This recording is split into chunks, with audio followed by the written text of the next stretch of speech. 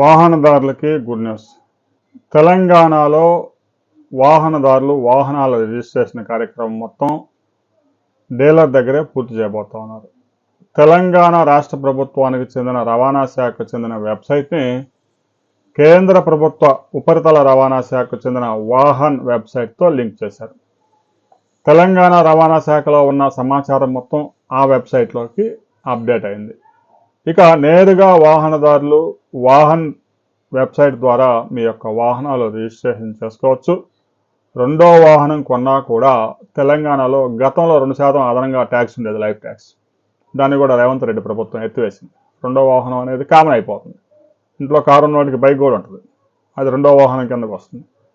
దీంతో గతంలో 2% అదనంగా లైఫ్ ట్యాక్స్ వసూలు చేసేవాళ్ళు తాజాగా దాన్ని ఎత్తివేయడం వల్ల 10 లక్షల కారు కనుక కొంటే ఆల్రెడీ ఇంట్లో వాహనం ఉన్న వ్యక్తి 20,000 రూపాయల పైగా వారికి సేవ్ అవుతుంది.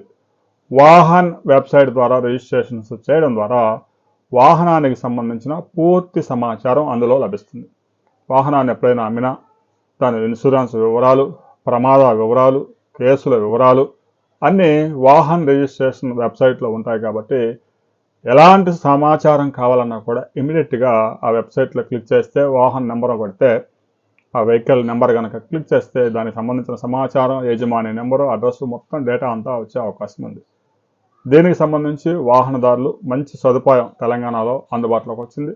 చాలా రాష్ట్రాలు కూడా ఇప్పటికే వాహన్ వెబ్సైట్తో లింక్ అయ్యాయి. వాహన్ వెబ్సైట్తో పాటుగా తెలంగాణ వెబ్సైట్ కూడా అందులో అందుబాటులో ఉంటుంది. ఈ సదుపాయంపై మీ అభిప్రాయాలను కామెంట్ చేయండి.